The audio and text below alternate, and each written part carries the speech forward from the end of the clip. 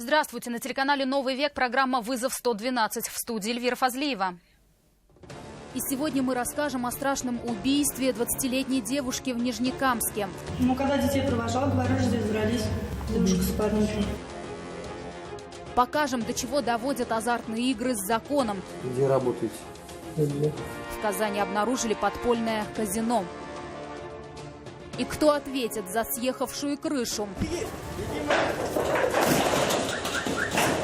В результате ЧП пострадали сразу 9 автомобилей. Это и не только в ближайшие 10 минут. Убил из ревности. 22-летний мужчина в пылу ссоры нанес удар ножом своей 20-летней сожительнице. Ранение для девушки оказалось смертельным. Трагедия произошла накануне рано утром в одном из домов в Нижнекамске. Рамиль Шайдуллин с подробностями.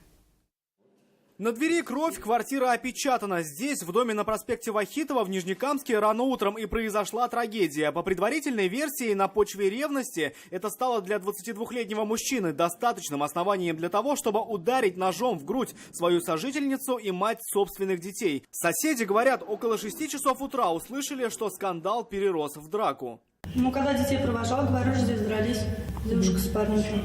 А вы полицию не вызывали? Может, слышали, как они приехали? Нет, слышала то, что полиция приехала. Девушку тут же доставили в больницу, однако раны оказались несовместимыми с жизнью. Все усилия врачей оказались тщетными. Через несколько часов она скончалась. 2 детей фактически остались сиротами. Подозреваемый, ранее уже судимый за грабеж, задержан. Возбуждено уголовное дело по статье «Убийство». Рамиль Шайдуллин, Светлана Шумкова, Ренат Харасов. Вызов 112. Пожар унес жизнь 14-летней девочки в Алексеевском районе. Страшная трагедия произошла этой ночью в одноэтажном бревенчатом доме села Куркуль. К моменту прибытия пожарных из окон дома вырывались языки пламени, валил густой черный дым, частично обрушилась кровля и горели надворные постройки. Огнеборцы не допустили распространения огня на соседние постройки. В процессе тушения спасатели обнаружили обгоревшее тело 14-летней девочки. Кроме того, в больницу с ожогами и ссадинами доставлены 61-летняя бабушка погибшей и ее 53-летний сожитель. Сейчас по данному факту проводится доследственная проверка. По предварительным данным, причиной пожара стало неосторожное обращение с огнем. Семья характеризовалась как неблагополучная, при этом бабушка уже привлекалась к административной ответственности за неисполнение родительских обязанностей. Также, со слов очевидцев, женщина накануне трагедии покупала спиртные напитки в магазине. Сгорел в отсутствии хозяев. Сегодня днем в поселке Озерный загорелся дом с мансардой. В момент пожара помещение пустовало. Бушующее пламя заметили очевидцы. Они рассказали, что огонь начал распространяться с кровли. По предварительной версии, возгорание началось из-за короткого замыкания. Прибывшие на место огнеборцы быстро потушили пламя, однако спасти помещение не удалось. В результате пожара никто не пострадал. Сотрудники полиции Казани устанавливают свидетелей и очевидцев, кто после 7 ноября минувшего года видел Альбину Мустафину. В тот день она ушла из дома и не вернулась. 13 апреля этого года ее тело было обнаружено в 50 метрах от дороги на улице Химической в Казани без внешних признаков насильственной смерти. Полицейские устанавливают все обстоятельства ее смерти и просят тех, кто обладает какой-либо информацией о маршруте ее передвижения от проспекта Ибрагимова до улицы Химическая или другими обстоятельствами случившегося, позвонить по указанным на экране телефонам. Поражением закончились азартные игры с законом 34-летнего предполагаемого организатора подпольного казино в Казани.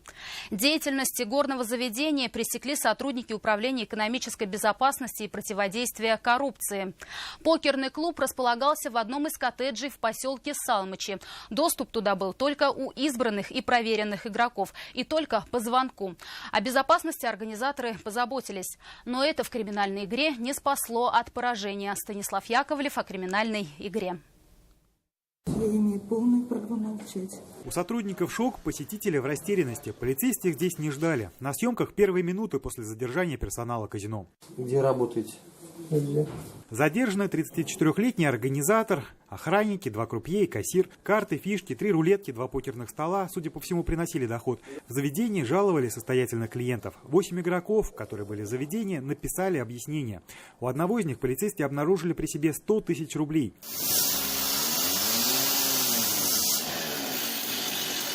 359 тысяч изъяли вместе с черной бухгалтерией игорного клуба. В ходе проверки сотрудники Управления экономической безопасности установили, что подпольное заведение работало в закрытом режиме, только для постоянных и проверенных клиентов. Вход осуществлялся по звонку. Турниры проводились почти каждый вечер. По имеющейся у следователей информации, заведение работало с весны минувшего года. О мерах безопасности организаторы тщательно позаботились. Везде видеокамеры, доступ только у проверенных клиентов и только по предварительному звонку. Окна заклеены темной пленкой. Причастность к совершению преступления признали 3 участников группы. При этом в отношении них избрана мера пресечения в виде подписки о невыезде и ненадлежащем поведении.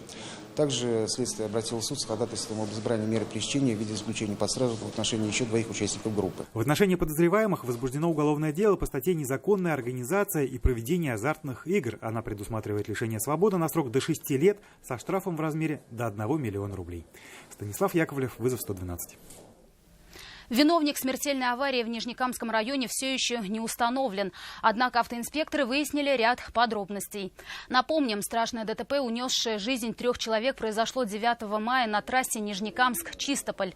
Там столкнулись 2 легковых автомобиля «Лада Калина» и «Фольксваген». Следствие выяснило, оба водителя не самые прилежные участники дорожного движения.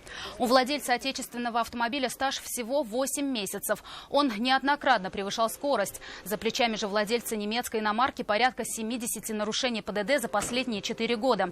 Также стало известно, что в день аварии Нижнекамский отдел ГИБДД проводил акцию «Сбавь скорость». Буквально за час до аварии с дороги убрали автоматическую систему контроля скорости.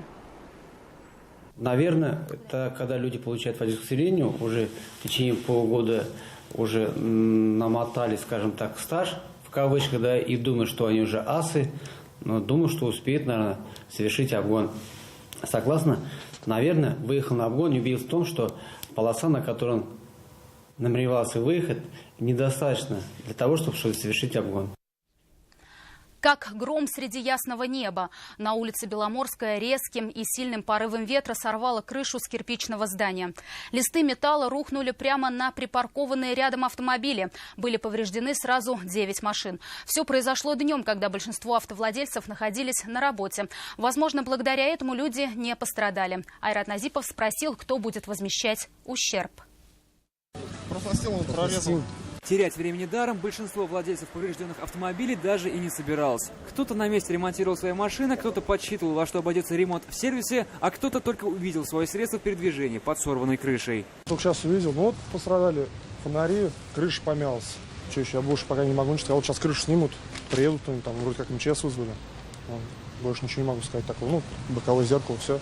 Причиной ЧП стал сильный ветер от порыва стихии. Крыша съехала с кирпичного здания и рухнула прямо на припаркованные автомобили. В итоге в плену обломков кровли оказалось сразу 9 машин. Инцидент произошел в послеобеденное время. Большинство водителей в эти часы находились на рабочих местах. Возможно, именно этот факт и позволил избежать человеческих жертв. В этом месте автолюбители паркуют свой транспорт уже давно. Так называемую стихийную стоянку никто не охраняет. Мы раньше тут стоянку ставили машину. Там выгнали нас, там нет пропуск, надо, пропуск не дает. Обычно место пустые, сюда ставили машину. Пострадавшим водителям оставалось лишь дожидаться сотрудников полиции и МЧС. А чтобы не терять времени зря, хозяева автомобиля решили взять ситуацию в свои руки. Искать ответ на вопрос, кто виноват, вероятно, придется самим автовладельцам. Возможно, что возмещать ущерб им придется в судебном порядке. Айрат Назипов, Андерсон Тальцев, вызов 112. Попался на краденом. В Казани женщина, увидев катающегося молодого человека на велосипеде, который не так давно был у нее украден, обратилась в полицию. Молодого человека задержали. Лина Зинатуллина узнала, как он объяснил свою езду на чужом стальном коне. Ну, во-первых, отсутствие заднего крыла. В таких велосипедах, хочу сказать, в городе было всего 2, поэтому редкие велосипеды и внимание очень привлекло. По этим признакам она и узнала собственный велосипед и сильно удивилась, увидев на нем совершенно постороннего человека. Откуда тот его взял, наездник ответить не смог, во всем сознался только в полиции. В настоящее время по данному факту возбуждено уголовное дело по признакам состава преступления, предусмотрен частью 1 статьи 158 Уголовного кодекса Российской Федерации – кража. Велосипед сотрудники полиции вернули законной владелице. Полицейские устанавливают причастность задержанного к совершению аналогичных преступлений. Транспортное средство украли прямо с велопарковки во дворе дома на улице Чистопольской за несколько дней до этой случайной встречи. И без особых примет на велосипеде шансов вернуть имущество было бы мало. Эта женщина прекрасно понимает.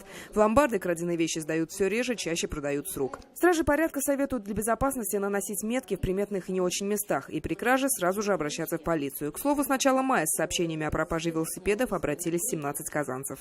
Лина Зинатульна, вызов 112. Это все, о чем мы успели вам рассказать. В студии была Эльвира Фазлиева. До встречи и не бросайте вызов судьбе. Вдруг она его примет.